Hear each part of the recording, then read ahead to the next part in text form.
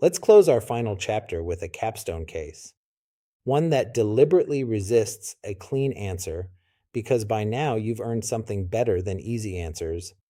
You've earned the capacity to reason through genuine complexity. Here's the situation: you're mid career and you're weary. Two paths open up in front of you. One is a lucrative offer, more money, but higher production targets and less time with each patient. The other is a lower paying role at a community clinic serving the underserved, but one that would genuinely strain your finances. And underneath both, you're feeling the early signs of burnout. And this is the heart of it. You're no longer quite sure what your work is even for. What do you do?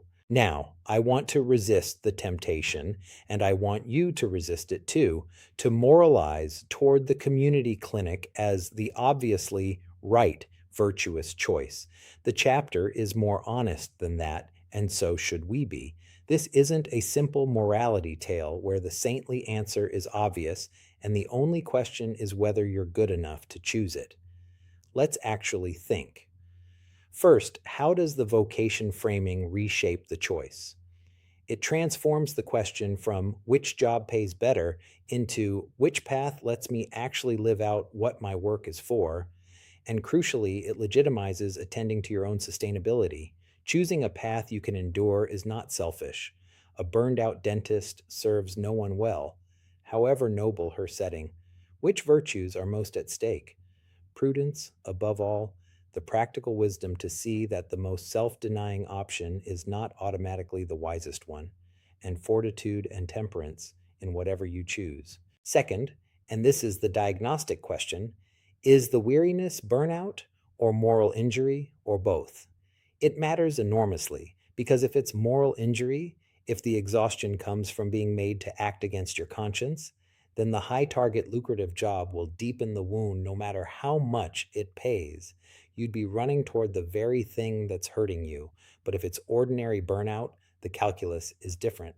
Naming the wound correctly is the first step to choosing well. So, what would a sustainable, faithful answer look like?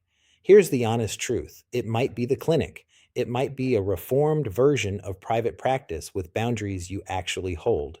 It might be neither of these two specific options, but a third path you haven't seen yet.